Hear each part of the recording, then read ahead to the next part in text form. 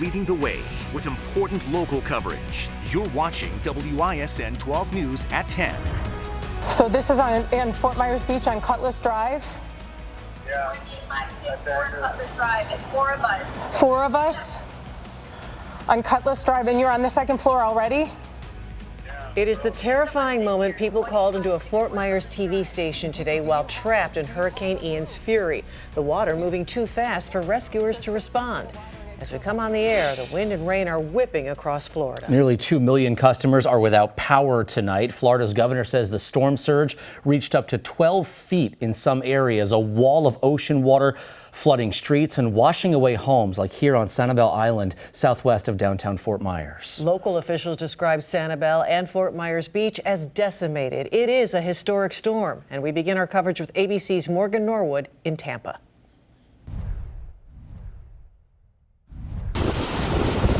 Monster Hurricane Ian roaring ashore as a strong Category 4, lashing the Florida peninsula with winds of 150 miles per hour. This is a really, really significant storm. It will be one of the storms people always remember. ABC's Rob Marciano on the ground in St. Petersburg. We've got a reverse serve where the bottom of the bay is exposed in places that probably have never seen the light of day, and at the same time, these huge swells on a normally calm bay. Families trapped by the storm surge. Then you're on the 2nd floor already?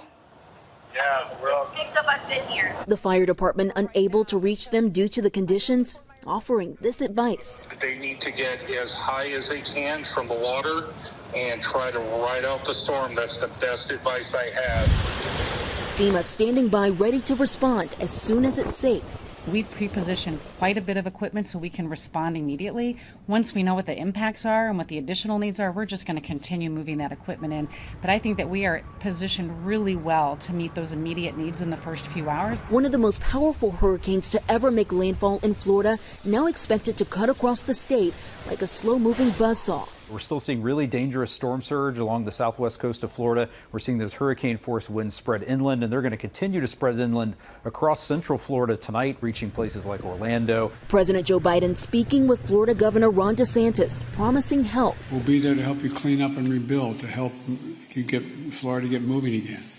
And we'll be there at every step of the way. That's my absolute commitment to the people of the state of Florida. And Hurricane Ian will continue to weaken as it moves slowly toward Orlando. Morgan Norwood, ABC News, Tampa, Florida. Chief Meteorologist Mark Baden is tracking Ian tonight as it moves across Florida. And we can see in the video, Mark, flooding is becoming a huge issue tonight. The rain that's coming down, this slow moving hurricane, and yes, still a hurricane as it makes its way across the peninsula here. This is a satellite picture, still a lot of bright reds in there. What does that mean? It means this is a moisture-rich storm. And we've got these polygons that you see here are actually kind of bouncing a little bit. It looks like they're flashing. Those are flash flood emergencies where some places have picked up 10 to 15 inches of rain. This is getting closer to Orlando. Orlando underneath a flash flood right now. And so this is just the beginning of what's going to be a super long night. Now winds down to 90 miles per hour. So we're moving in the right direction, but it's still going to cause problems as it makes its way closer to Orlando. It's causing problems also in the northeastern part of Florida, and then as it makes its way into South Carolina, yet another landfall for this, likely as a tropical storm or a weak Category 1 hurricane. It won't be anything like what hit in the southwestern part of Florida. For us, it's the cold weather. We'll talk about a frost coming up. And Hurricane Ian coverage continues ahead in this newscast with the firefighters racing through the floodwaters, trying to save what they can. Back here, a rare move in one of the most high-profile court cases in southeast Wisconsin. Waukesha Parade homicide suspect Darrell Brooks will represent himself when jury selection begins Monday. 12 News' Derek Rose is on this tonight. And Derek, given the combative hearings we've seen this week, legal experts fear it's only the beginning. And that concern, Joyce, is for the potential jurors and especially the witnesses and victims who will likely be taking questions from the man accused of hurting them. But it is Darrell Brooks' constitutional right to represent himself. Tonight, Darrell Brooks getting his wish. He will have the rare opportunity to represent himself in a case where he's accused of driving an SUV through the Waukesha Christmas Parade, killing 6 people. In a case of this magnitude that's been pending this long with these many witnesses, it is rare. And it's unfortunate because This is really going to be a terrible circus. That description from former Waukesha County DA Paul Bucher, who's watched the verbal sparring this week between Brooks and Circuit Judge Jennifer Darrow. Wednesday's back and forth. So you don't want to delay the trial, correct? That's not what I said. I said that the decision to represent myself pro per had nothing to do with a delay tactic. Similar to the contention in court the day before. Did you hear me tell you about the penalties for hit and run resulting in death?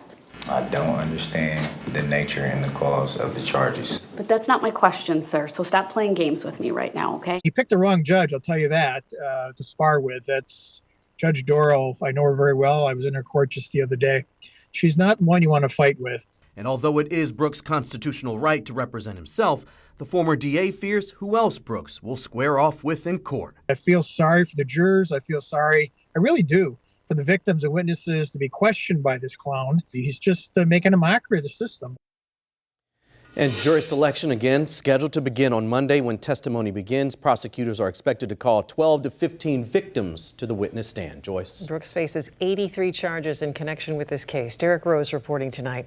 And when the trial does begin, you'll be able to stream it live on WISN.com and the WISN 12 Facebook page. We're following breaking news from Los Angeles. Grammy-winning rapper Coolio has died. His manager confirmed his death just hours ago.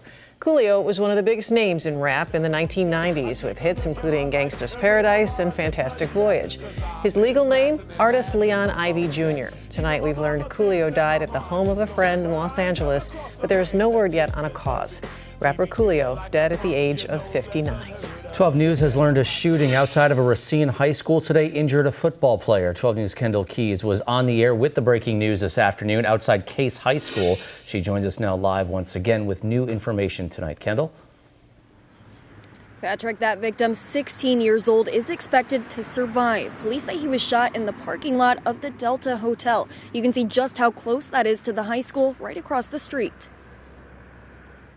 I was like, what's happening? What's going on? Is it something serious? Is it a drill? Questions on Case High School senior Carl Habel's mind as his school went on lockdown just after 1 Wednesday. The same questions mother Jody wondered. It's a very scary situation, very scary thing. I wanted to go to the school, but then we get a call from the school like, don't come, can't pick up your students, they're on lockdown. Not much you can do at that point. You can't go near the school, you can't pick up your child. So it's just very scary because you think, what's going to happen next, Mount Pleasant police say a 16-year-old boy was shot in the Delta Hotel parking lot. It's across the street from the high school. He does have a gunshot wound in the side. I'm applying pressure. 12 News has learned the victim plays football for Case High School. We're not sharing the student's name because police have not identified him yet. Police say he's in serious but stable condition. I saw a fight for life, a helicopter lifting him up in the air. Then when at the end of the day, I saw a bunch of cops searching for shell casings, investigating over there where it all happened. What was it like when you saw the helicopter taking what could have been one of your classmates over? It was scary. I was wondering if he was okay. He was gonna make it through.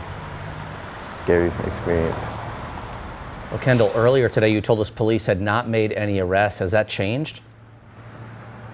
Well, Patrick, I've both called and emailed Mount Pleasant police, but have not heard back on answers to that question. Kendall Key is live tonight in Racine County. And Matt Salemi flew over the scene today in News Chopper 12.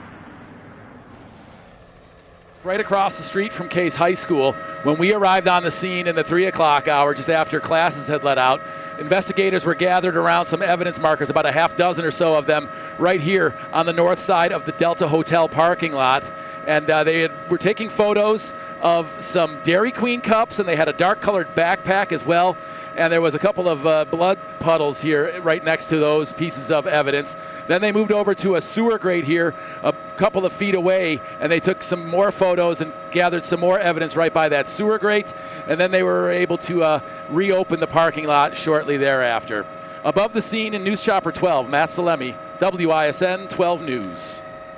Gunfire this morning in a grocery store parking lot in Greenfield. It happened right outside the Meijer store near 60th and Layton around 10:30. Police say it started with an argument between two men. Investigators tell us a woman who was with one of the men pulled a gun and shot the other man in the chest. Officers arrested the woman. Medics took both men to a hospital for treatment. In Oakland, California, Police say they do not have anybody in custody for a shooting that hurt 6 people today at a campus that houses multiple schools. Authorities say the victims are all adults. At least 2 have life-threatening injuries. Police think it's possible there may be more than one shooter. Multiple lawsuits tonight in the wake of July's mass shooting at a Highland Park, Illinois parade. Next at 10, who families want held responsible. And it is cold out there tonight, where you need to cover up your plants because of frost. Next in Weather Watch 12.